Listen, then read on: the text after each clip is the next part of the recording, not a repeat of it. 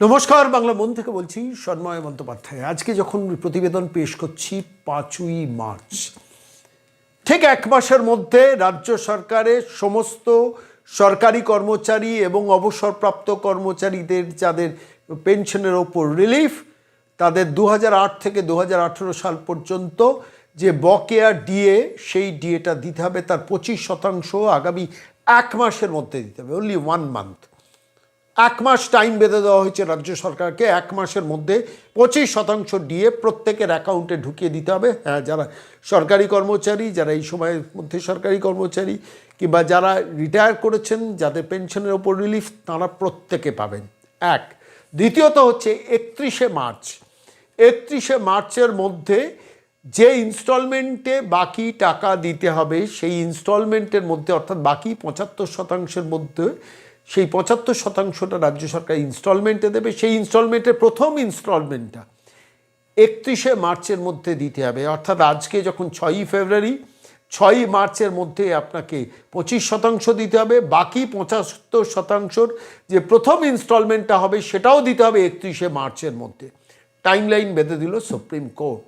দীর্ঘ 10 বছরের একটা লাগাতার লড়াই, একটা প্রতারক সরকার প্রতি মিনিটে মানুষের অধিকার হরণ করেছে। কয়েকশো কোটি টাকা সুপ্রিম কোর্টে গিয়ে খরচা করেছে, আইনজীবীদের পেছনে খরচা করেছে। রাজ্যে 7 বারের মধ্যে 6 বার হেরেছে। সুপ্রিম কোর্টে গিয়ে আবার তারিখের কালচারের মধ্যে এই মামলাটাকে ঢুকিয়ে দেওয়ার জন্য যা যা ছলা কলা কৌশল সমস্ত কিছু করেছে, তারপরেও একটা সরকার হারল। এবং হারার পরও আবার কমিটি তৈরি করছেন, অর্থাৎ সুপ্রিম কোর্টের ওপরেও মাতব্বরি করার একটা ইচ্ছে, মানসিকতাই শয়তান প্রতারক মহিলার। কিন্তু বাস্তবটা কি, আমি সরাসরি আইজিপি বিক্রম বন্দ্যোপাধ্যায়ের কাছে জিজ্ঞেস করেছিলাম। একটা খুব ইন্টারেস্টিং পয়েন্ট আমারও মনে হয়েছে। ক্যাগের একজন প্রতিনিধিকে ঢুকিয়ে দিচ্ছেন কমিটির মধ্যে। মমতা বন্দ্যোপাধ্যায়ের বেজায় লেগেছে যে 3জন বিচারপতির মধ্যে একজন সুপ্রিম কোর্টের বিচারপতি, মানে রিটায়ার্ড বিচারপতি, একজন বোধহয় ঝাড়খণ্ড, একজন উত্তরাখণ্ডের রিটায়ার্ড বিচারপতি, এবং তার সঙ্গে একজন ক্যাগের প্রতিনিধি।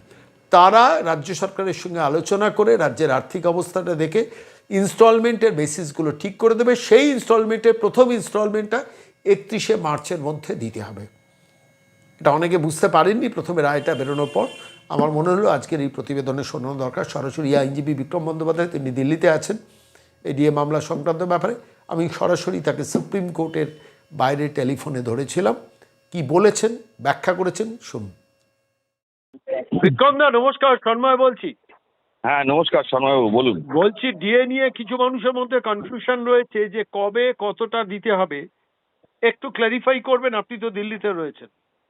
হ্যাঁ, যেটা অর্ডারটা আমাদের হাতে আসার পর পুরো ক্ল্যারিফিকেশনটা আমরা পেয়ে গেছি। সেইটা হলো যে ইন্ট্রিম অর্ডারটা সুপ্রিম কোর্ট দিয়েছিল আগের বছর, সেই ইন্ট্রিম অর্ডারটা হচ্ছে 25%, যেটা এক্ষুনি রিলিজ করতে হবে উইথ ইমিডিয়েট এফেক্ট, যেটা আইনে বলে। আর কমিটি যেটা তৈরি করেছে সুপ্রিম কোর্ট, একজন রিটায়ার্ড সুপ্রিম কোর্টের বিচারপতি, তিনি প্রেসিডেন্ট থাকবেন, তার সঙ্গে একজন রিটায়ার্ড চিফ জাস্টিস হাইকোর্টের, আর একজন জাজ হাইকোর্টের, আর একজন কন্ট্রোলার আর auditor general or senior most ওনার পরে যারা আছে তাদের নিয়ে কমিটিটা তৈরি হবে। সেই কমিটিটা বিচার করবে যে ওয়েস্ট বেঙ্গল গভর্নমেন্টের কি ফিনান্সিয়াল ক্রাঞ্চ আছে, আর এই যে টাকাটা সেটা কিভাবে দেওয়া যাবে, সেটা কটা ইনস্টলমেন্টে দেওয়া যাবে, সেটা তারা আমি একটু আপনার কাছে আরেকবার ক্ল্যারিফাই করে নিচ্ছি। সেটা হচ্ছে ইমিডিয়েট এফেক্টে 25% ডিএ মেটাতে হবে, বকেয়া ডিএ 2008 থেকে 2018 পর্যন্ত যেটা আছে, ইমিডিয়েট এফেক্ট, এবং first instalment of the rest 75% সেটা 31শে মার্চের মধ্যে। সেটা আগে কমিটি দেখবে যে কতগুলো ইনস্টলমেন্টে কিভাবে এটাকে পেমেন্ট করা যেতে পারে। কমিটি যদি রেকমেন্ড করে পুরোটাই একবারে পেমেন্ট করো, সেই কমিটি সেটাকে আগে দেখবে। দেখে কমিটি যেটা ফার্স্ট ইনস্টলমেন্টের কথা বলবে সেটা 31শে মার্চের মধ্যে আগে পেমেন্ট করে দিতে হবে, দিয়ে 15ই এপ্রিল সুপ্রিম কোর্টের কাছে ওটা কমপ্লায়েন্সের জন্য পাঠাতে হবে।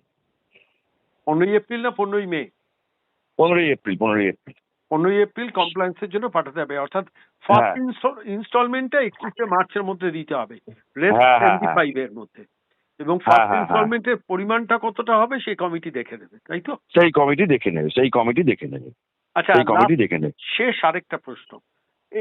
এই রায়টাও না মানার জায়গা কি রাজ্য সরকারের থাকতে পারে, কোনো স্কোপ আছে? খুব শক্ত, তার কারণ এখানে দুটো বিষয় আছে। একটা হলো সুপ্রিম কোর্ট মামলাটাকে ডিসপোজ অফ করেনি, হুম। এক।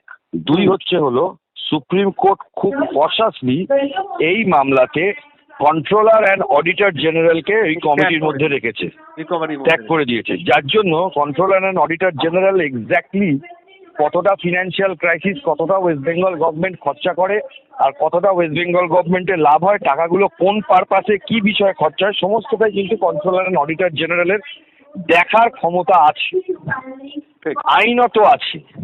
তাই জন্য এই রায়টা যেভাবে বেঁধে দিয়েছে, এই যে কথাটা বারবার করে উঠছে, যে কথাটা উঠছে যে আমাদের ফিনান্সিয়াল ক্রাঞ্চ আছে ওয়েস্ট বেঙ্গল গভর্নমেন্টের, তাই জন্য দিতে পারবো না। ফিনান্সিয়াল ক্রাঞ্চ আছে, তাহলে কি ফিনান্সিয়াল ক্রাঞ্চ আছে আর কি করছে টাকাগুলোকে নিয়ে, সেটাও কিন্তু একটা হিসাবের জায়গায় চলে আসবে, যেহেতু কন্ট্রোলার অ্যান্ড অডিটর জেনারেল এটার মানে সুপ্রিম অথরিটি, আর এই কমিটির মধ্যে তিনিও একজন মেম্বার বা তার কোনো সিনিয়র মোস্ট স্টাফ। এইটা সুপ্রিম কোর্টের রায়ের মধ্যে তিনি একজন সিনিয়র মোস্ট স্টাফকে ওখানে ডেপুট করতে পারবেন ওনার পরিবর্তে। ঠিক ঠিক। নিজেও থাকতে পারেন বা ওনার কোনো পরিবর্তে কাউকে তিনি ওখানে রাখতে পারবেন। তাই জন্য এই রায়টাকে নন কমপ্লায়েন্স করাটা বা না কমপ্লাই করিয়ে বছরের পর বছর দিনের পর দিন ফেলে রাখাটা আমার মতে হওয়া শক্ত। তার কারণ সুপ্রিম কোর্ট ডিসপোজ অফ না করে রায়টার পুরো তত্ত্বাবধান করবে এবং ওই রিপোর্টটা যখন আসবে যে কিভাবে কমপ্লায়েন্স করলে এটাকে তাড়াতাড়ি করানো যাবে, তার উপরে আমি মনে করি সুপ্রিম কোর্ট কোনো না কোনো চিন্তা ভাবনা 15ই এপ্রিল যখন মামলাটা আসবে করবে। ঠিক ঠিক। অনেক ধন্যবাদ বিক্রম দা, অনেক ধন্যবাদ। ধন্যবাদ।